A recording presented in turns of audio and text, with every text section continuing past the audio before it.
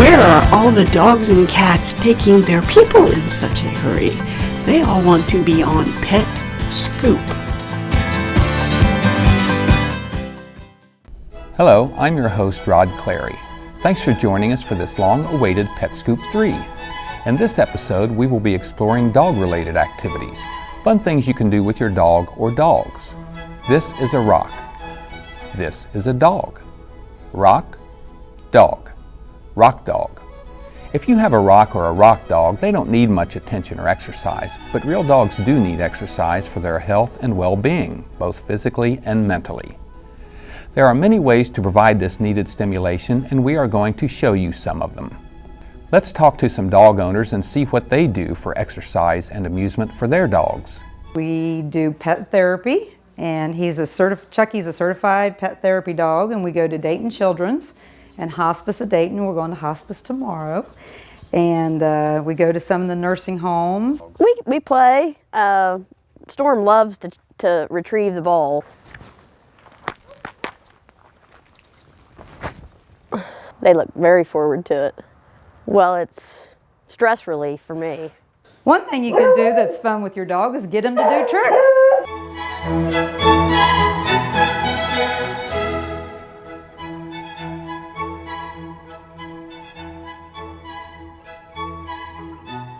Another thing we like to do with our dogs is go to the dog park.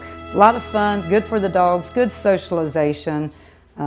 It's a fun thing to do with the dogs. Another thing we like to do with our dogs is take walks. Good for them, good for us. I like to play with them. We have a pink rope that they play tug of war on. He would probably walk all day if I let him. Good for him. Yes, it is. Good for you? Good for me. Good for me too, that's right. In this episode, you will witness some amazing athleticism, and we will be giving you background and behind-the-scenes information.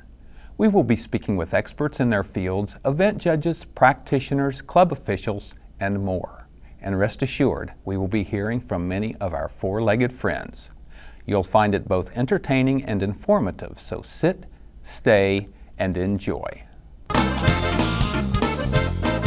Our organization is called the Southern Ohio Flying Canines.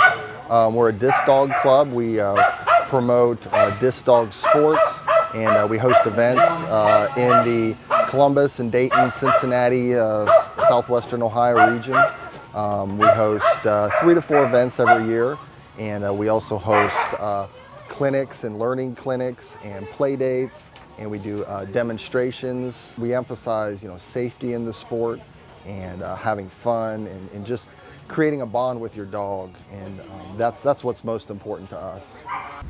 Yeah, Lulu is also a little bit of an international traveler. In 2011, we competed in the European circuit, and we came in second in Germany. We won the Dutch championships, and then she finished second place in the European championship. I'm the president of the Southern Ohio Flying Canines. My first event was actually a regional world qualifier. I had no idea that that's what it was, but at the time I showed up and there were a lot of people there.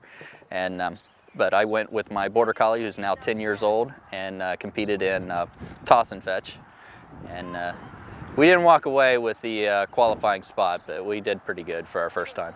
Really, any dog that has some energy and wants to come out and play is welcome, of course. A lot of what we'll see is we see a lot of rescue dogs, because it's a good activity for a dog that has a lot of high energy and needs an outlet for that energy, and it's a good way for a handler to interact with their dog and have some fun and come out and enjoy themselves, and that's really what we're all about. We start off most dogs with a floppy disc, whether it be a floppy Kong, an ultimate flyer, because this resembles the toys that they have at home. So they're plush, but they fly. You can roll them. So it's one of those, it's a good transition from at-home toys that they're used to and a disc that can fly 60, 70 yards. So oftentimes we'll kind of use them in conjunction with each other when training a new dog. And so I went looking through different rescues, and I found my border collie, Buddy, who's now 10 years old, and He and my other dog at the time had really clicked right away, and they just loved to play with each other, and I was ready to take him home then. And then the fosters dragged me out back and they said, okay, we want to show you something really special about this dog. And he threw the disc, a little floppy flyer, about 30 yards out, and Buddy went flying through the air and caught it out of the air. And I said, where do I sign, you know? Never throw the Frisbee at your dog's face. Make sure your dog is behind you when you throw it. We're doing an event called Toss and Fetch. It's where we throw to the dogs on a course, and we get points for catches. We're doing another event that's called a freestyle event, and that's where we're doing flips and tricks to music. You cannot use disc golf discs. They're too hard. You can't use like ultimate Frisbee discs. They are too thick. They can actually hurt the dog's mouth. You don't want to use the generic Frisbees that you'll see at pet stores for like 50 cents. Those discs can break and actually split the dog's gum. So you want to use safe dog discs, and most of the time you can get them online. Yeah, Freestyle incorporates a disc, multiple discs at that, and various tricks. A lot of tricks that people teach. Things like getting their dogs to turn in different directions on the ground, and backing up and standing on their hind legs. Things that are kind of fun tricks that people teach. We also use those and incorporate those in the routine. And so a lot of the different hand signals that you use for those tricks are also incorporated in the routines. All right, Matt Bilderback, we know you can talk the talk, but can you walk the walk? We'll have to wait for the full-length Disc Dog episode to find out for sure. Coming soon. Would you like to know what Freestyle Dance is all about? You're dancing with your dog? All right, let's go and find out what Freestyle Dance is at the Gem City Dog Club. In a future Pet Scoop Focus episode, these practice commentators are going to tell us about the graceful dancers we are watching, as well as the people who are with them. But for now, let's sit back and enjoy some canine freestyle to the accompaniment of music by the Paul David Bach Band.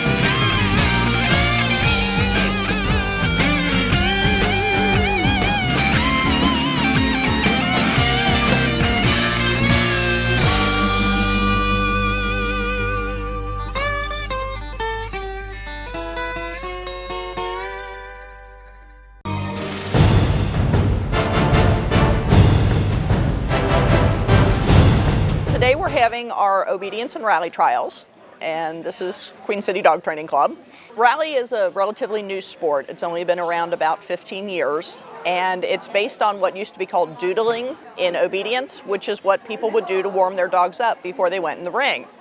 And they would do circles and serpentines and call fronts and that, and somebody got the bright idea to actually make a sport out of it.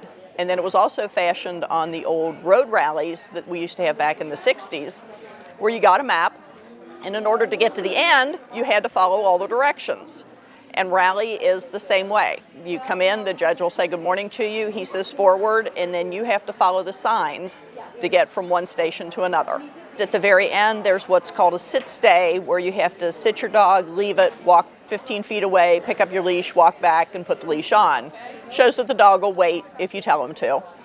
My actual title is I'm the chairman of the Obedience and Rally Trial Committee, and that means that I work with AKC to get our dates, to pay our fees, to make sure that the judges that we have are allowed to judge the things that we've put them in. Then I get the premium list out and get somebody to be the chair and the secretary, and then they get all the workers, and we just kind of coordinate the whole thing. And like I said, we do this 3 times a year, so you just about get finished with one and you're starting on another one. I am judging the dog show. Supposed to look for the perfect standard that all dogs, when they heel, they're supposed to be in perfect position. When they come in, they're supposed to have a perfect front, a perfect finish, a perfect pickup. It would be wonderful if we could find this. We can't. There is very little perfection in this whole world. And so far he's looked at everyone except the one that needs to be picked up. Some dogs can do it very fast. There are dogs who have gotten their championships within 3 years. Some dogs it takes longer. A lot depends on the handler, the type of dog, time, and how much effort you're willing to put in. But normally the dogs can probably get to this level in 4 to 5 years. CD is companion dog. That used to be the first title you could get, but now there's optional titling. So really, there's a BN, which is beginner novice, then CD, then CDX, companion dog excellent, GN, which is graduate novice, GO, which is graduate open, UD, which is a utility dog, UDX, which is utility dog excellent, VER, which is versatility, OCH, which is obedience trial champion, and now we have obedience master and grandmaster. I give up. People who don't judge don't realize that it's not as easy as it looks. But I feel that I'm giving back to the sport that has given me so much. And I have approximately 250 pair of shoes, and I am known all over the country for my shoes. There's a total of 100 points available. In order to pass or qualify, the dog and handler team must earn 70 of the 100 points. So I watch the exercises, each individual exercises, and judge, depending on that exercise, against the description of that exercise, deduct points accordingly. Right, there are 3 levels of classes. The first is Rally Novice. There's no jumping required in that. It's all on lead. The exercises are fairly simple. And then we move to Rally Advanced, which is all off lead. It includes 1 jump, and the exercises become more difficult. And the final level is Rally Excellent, that has 2 jumps required, and the exercises become, some of them are quite difficult. Of course, when you're designing a course, you can design for that level and anything below that level. So a Rally Excellent course can also include Rally Advanced or Rally Novice exercises in that course. In a Pet Scoop focus in the not too distant future, in addition to speaking with organizers and judges, we will speak with exhibitors, hear expert commentary, and talk more with a Westminster attendee. Preparing for this, take a lot of obedience classes. You've been to Westminster 3 times, and you've been invited to Euclid 3 times also. He's a nice dog, though. He's not only a good-looking dog, he's a nice dog.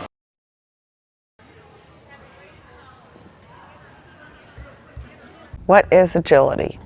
Agility is an event where a handler who has trained a dog and they compete together. The dog's running a designated course consisting of jumps to go through tunnels, to go through chutes, to go up and down a teeter-totter, a seesaw, an A-frame. And it is the human's responsibility to guide the dog through the obstacles in the correct sequence. Within a specific time frame. Agility is for fun, okay, and it's a good way to get you and your dogs together. People should know that agility is addicting. It's a lot of fun, and once you start, it's really hard to stop. What I'm doing here is I'm a judge for the American Kennel Club, and it's an agility trial, and what I have to do is design courses for the various levels of competition, and then lay them out, make sure they're safe, and make sure everybody has fun. We have committees at GEM for each aspect of the work, or there are lead people, and I just try to make sure that we have all of those lead people and that they know what the job is and that they've agreed to do what they need to do. All of this is volunteer work. No one gets paid except for the 2 judges that are AKC judges, and they have to be hired for that reason. At one of my very first trials that I showed in as an exhibitor, and at that time AKC was using a much longer chute than what they're using now, and my dog was veering in toward me as I was running alongside, and I actually kicked my dog in the head while she was in the chute. That would not be considered to benefit her performance, So therefore, there was no penalty for that. I'm sorry, Starbucks. Almost got you a free slot. Send or bonus. If I say 0, don't worry about it. It's more for them than you. Okay. Does that make sense? Yes. This way they know that I was actually watching, but you don't have to do anything on that. Sweet. All right. Off we go.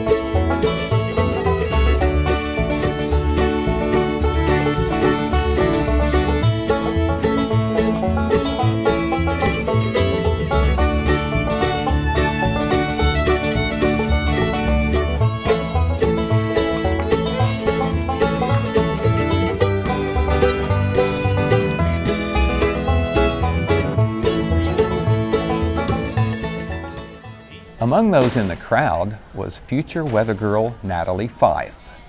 Why are you here today? We came here to watch all the dogs and to do cool tricks. And there were other observers as well. This is an A-frame, this is the broad jump, this is the dog walk, the teeter. Okay, this is the tire, this is the chute. The teeter-totter, an A-frame, the dog walk, the tire, the bar jump, the weave poles. We have A-frames, teeter-totters, weave poles, jump. Did somebody say weave poles?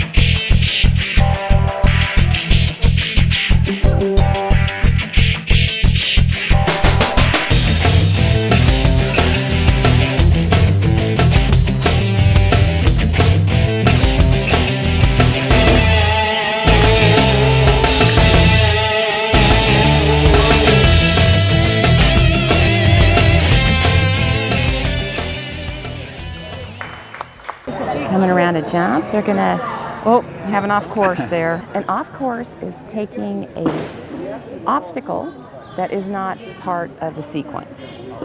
So they were supposed to go to the teeter, but the dog saw the tunnel and opted to take it. And here they're coming around through their big jumps. Went around the triple. Did the chute. Oh, and another off-course saw that tunnel, liked it. Oh, they're having fun now. Well, I think maybe one of them is, Janet. Okay. And here we go. And likes that tunnel. In a future Pet Scoop episode, we will learn what it takes to organize an event like this, more about Gem City Dog Obedience Club, see many more agility runs, and we'll hear more from Natalie. And maybe we'll even find out what those people are doing. Is it a dance troupe that lost its way? A group that has created a life-size game of mousetrap? Or something else?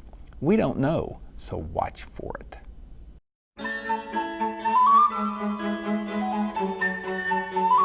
The American Kennel Club, or AKC, was established in 1884 and has over 500 member clubs and almost 5,000 affiliated clubs.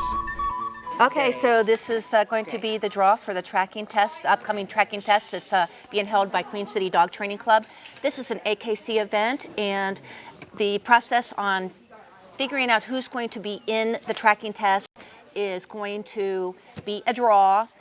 This year we have 4 tracks that are available for a TD, which is the tracking dog level, and then we have 4 also available for TDX. The trial is to see how well the dog can follow human scent. So any breed, any mix of breed of dog is capable of this. It's not just one breed. Just because we have a bloodhound here that is known for scent work. I laid track a couple of weeks ago for another club that was having a tracking test, and the person that drew my track had a Chihuahua. I have seen champion tracker Yorkies, so any breed can do it. It's always a very pleasant thing for people to be able to say that this is what they've done with their dog. It's all about having fun. 1 dog per track, and each track takes like 2 or 3 acres of land per dog, so a lot of land and a lot of people to Takes a village to make this work. Every track has a article at the beginning, at the start flag, that the handler uses to indicate to the dog what scent out in that big field they want the dog to key in on and to follow. That scent article has the track layer scent on it. And then we also have a glove at the end of the track, and that's basically what the dog ultimately wants to find, and that also has a track layer scent. AKC tracking tests are pass or fail only. There is no score like you have in Schützen tracking. You're basically looking for the dog to be actively tracking, not just wandering around the field. And you can tell that by body posture and how they move. There can't be any guiding from the handler. That's a failure. And they have to find the end article in a TD test or the other 3 articles in the other 2 tests. Plotting tracks, a tracking test is a 2-day endeavor. The first day we're out here with track layers, and the judges and the track layers actually design the tracks that the dogs are going to run on the following day. So we're out here in the fields looking at them, trying to figure out how we can fit in a regulation AKC track into the field, and working with the track layers so that tomorrow morning they'll know exactly where they need to walk and what they need to do to put that track in for the dogs to run. A TD test is the first test that they do. They have to have a TD before they can go to the TDX or the VST. A TD is 440 yards to 500 yards long, aged a half hour to 2 hours old. TDX it has 3 articles they have to find instead of 1. It's 800 to 1,000 yards long and 3 to 5 hours long, aged. Oh. So it's a much more difficult test. And the TDX also has cross tracks where 2 other people cross the track as a diversion to the dog, and they have to ignore that diversion. Lay out where the tracks go and put flags out and measure out the distances, and then tomorrow then the track layer will come back, walk the track, we'll pull all but the 2 start flags, and since we've already walked the track, we know where the track goes, so we can tell whether the dog's deviating from that path or not. Today I am a track layer for a length of track called a TD. Well, not that kind of track. What are your qualifications for being a track layer? Well, you have to be able to walk and take direction. So what the judge will do is they'll tell us how long they want each leg of the track to be, how many turns they want on the track. They'll go to this tracking site, for instance. This site here today will be we'll have 2 TD tracks here, and they will, based on the geography of the land, they'll tell us how they want the track laid out. They will actually walk the track, we will walk the track, and once it meets the AKC certification according to the judge, then in the morning when we come out, the track layer will actually walk the track by themselves. There'll be 2 articles placed on the track. An article is, in this case, usually you use a glove. Yeah, there is a lot to keep track of, and you need to have, you have 2 judges, Cindy and myself are judging the T's, and then Ken and myself are judging the TDXs. We walk the track, and each track has to have a certain number of corners, has to have a certain number of right angle turns, has to have a certain number of turns. So we made the tracks conform to the standard for the tracks, and then we marked each turn with the flag as well as the start and the finish. And on the TDX tracks, which is the upper level track, we also put in some intermediate scent articles, and we had to mark where the location of those, and we also put in 2 cross tracks on each track, and we marked the location of those also.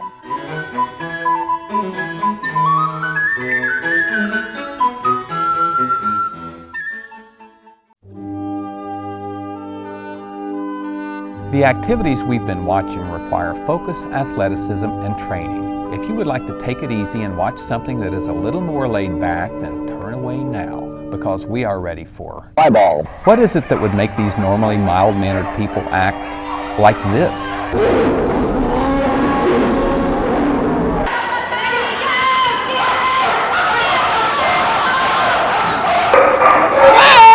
Come on, Flair! Get your ball!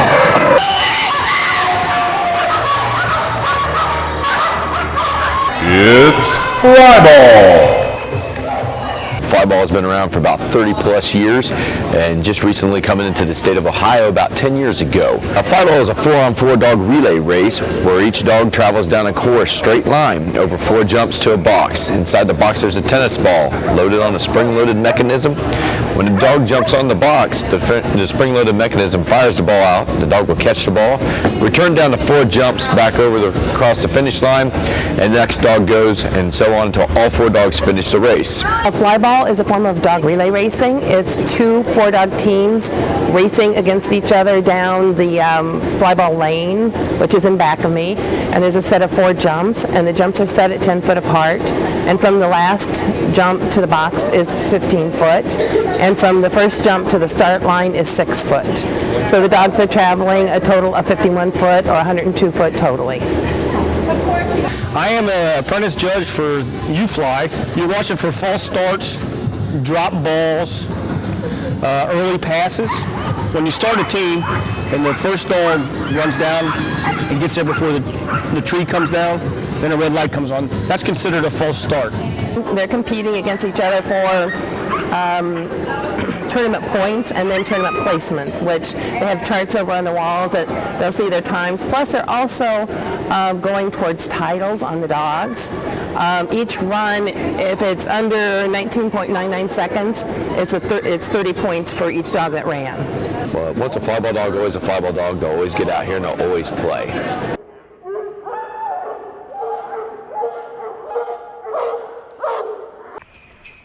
More rapid than eagles, his coursers they came, and he whistled and shouted and called them by name.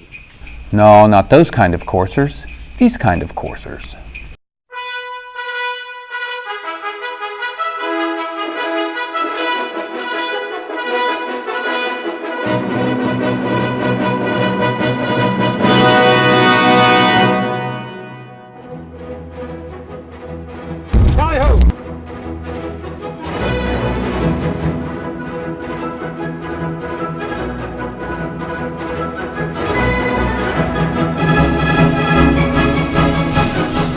We're having the American Kennel Club lure coursing trial. That's true. Lure coursing is a sport for dogs where they chase essentially a plastic rabbit. The rabbit itself is a white plastic trash bag that is on a series of strings and pulleys, and so it imitates the way a rabbit would act out in a field, and so dogs who like to chase things like to chase it, and so they get all excited about it and really enjoy it, and because they do, their owners do. So that's why we're out here on this pretty day running dogs.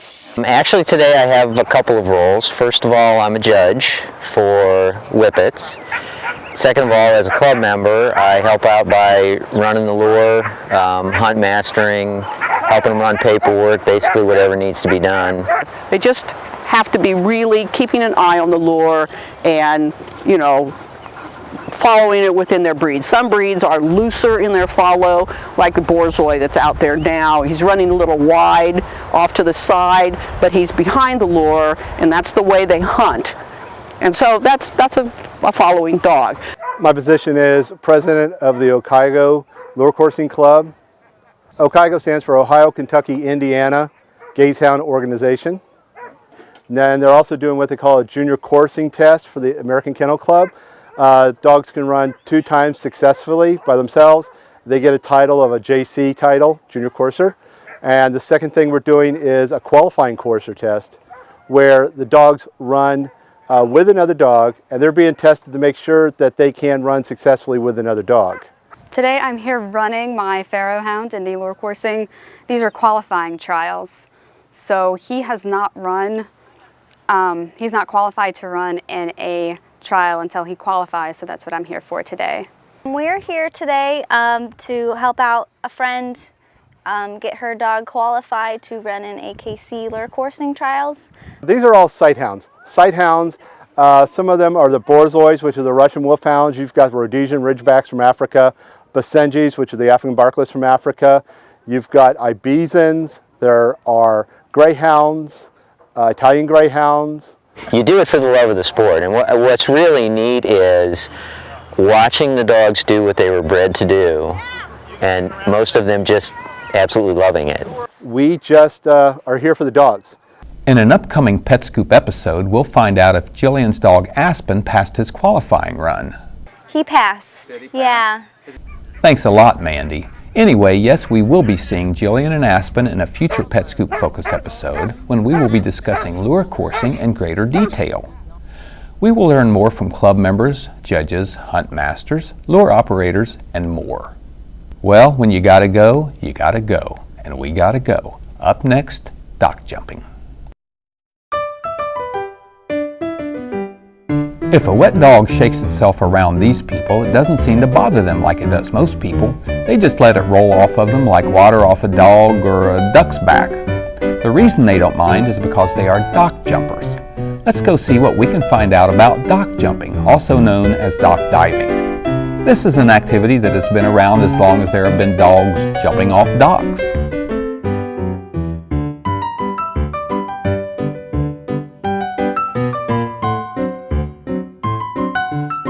This is Cross Creek Farm. It's a family farm. It's owned by me and my wife Linda. We have weekly classes Wednesday nights, and we usually have 4 or 5 or 6 dogs show up, and the dogs really enjoy this sport. They love it so much that they start barking and yelping when they're 5 miles down the road because they know they're coming here to swim and jump.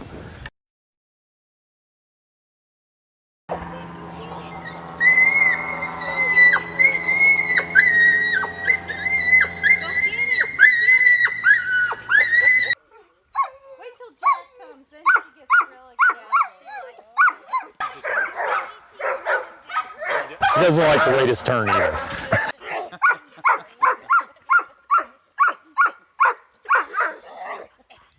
The dogs just can't contain their excitement. This is Jack, and he's a black lab, and his owner is Max. This dog that's on the dock now is Gussie. She's a 2-year-old black lab. Okay, this is Jet. He's a male black lab. He's 8 years old, and that's his younger brother Turbo. He's 2 years old. Okay, this is Eris, a female flat-coated retriever, and Linda's the handler. Okay, this is Gia.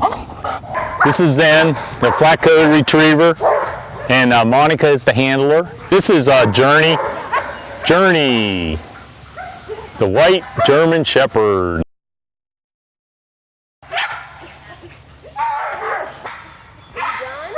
A lot of dogs have a bad habit of jumping, we call it a flat jump, where they just go off the end of the dock and kind of nosedive right into the water. And when a dog does that, it'll usually make a pretty short jump. So we try to encourage them to get some air and to bounce off the end of the dock. And it's nice to be able to do something with her that she really loves, and compared to all the other things we do together, she does agility, obedience, rally. She does conformation, so she does a lot of stuff.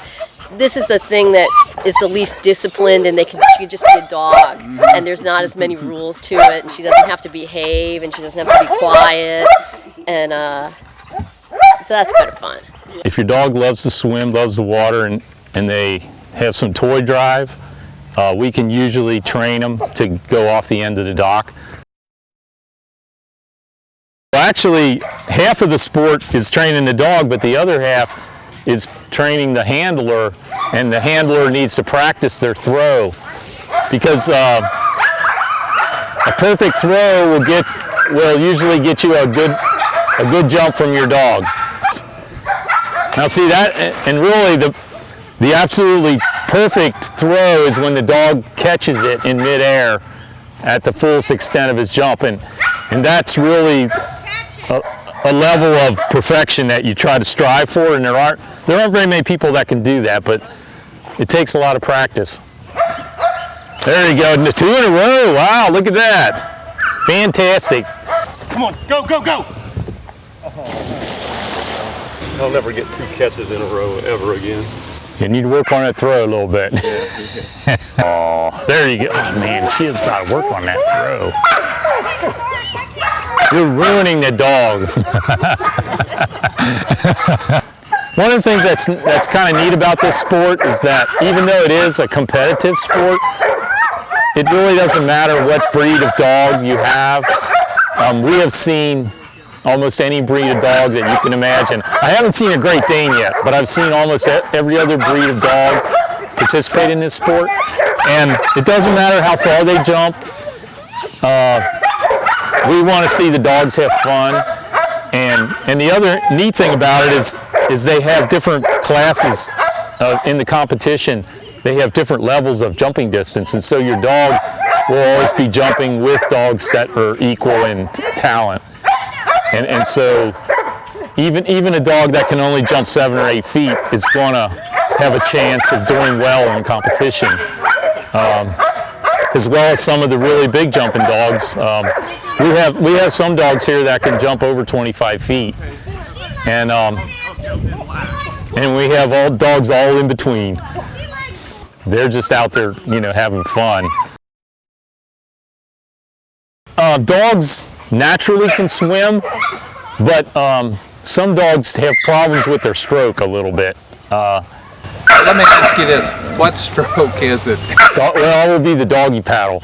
But we notice that some dogs, when they're in the water, they don't have the trim of their body set right. They'll be up, more vertical, and eventually they figure out that if you flatten out and paddle with the back end in front, that it's a much more efficient stroke.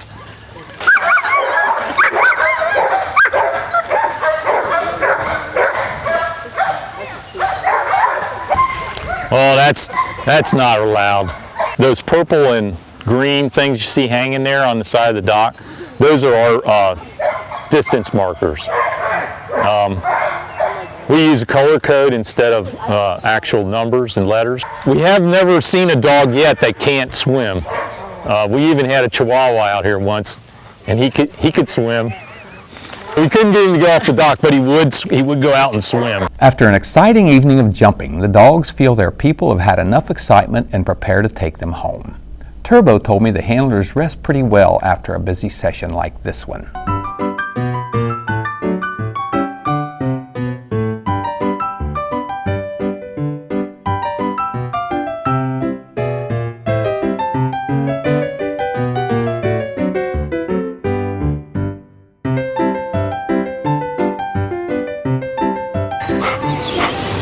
Now we'll take her out, I think, to come up here.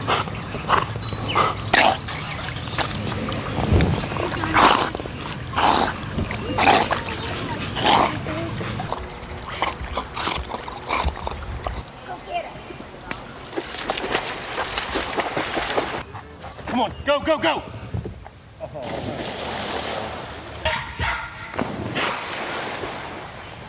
Come on.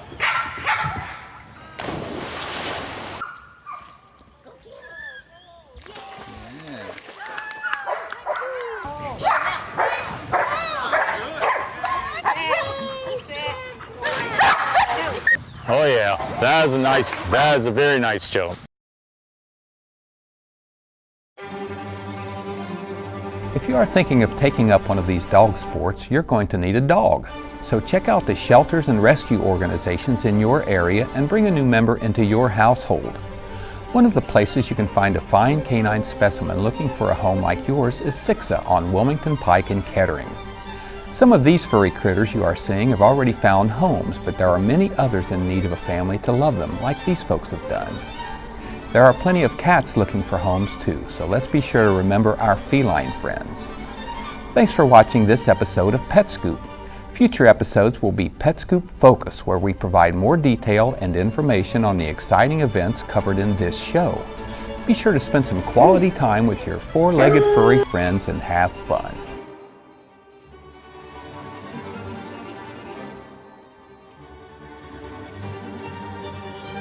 Watch for Pet Scoop Focus, Canine Agility, and this dog coming soon. Thanks for watching. When you go walking, remember to clean up after your dog. Because nobody likes to step in anybody else's doo-doo, right?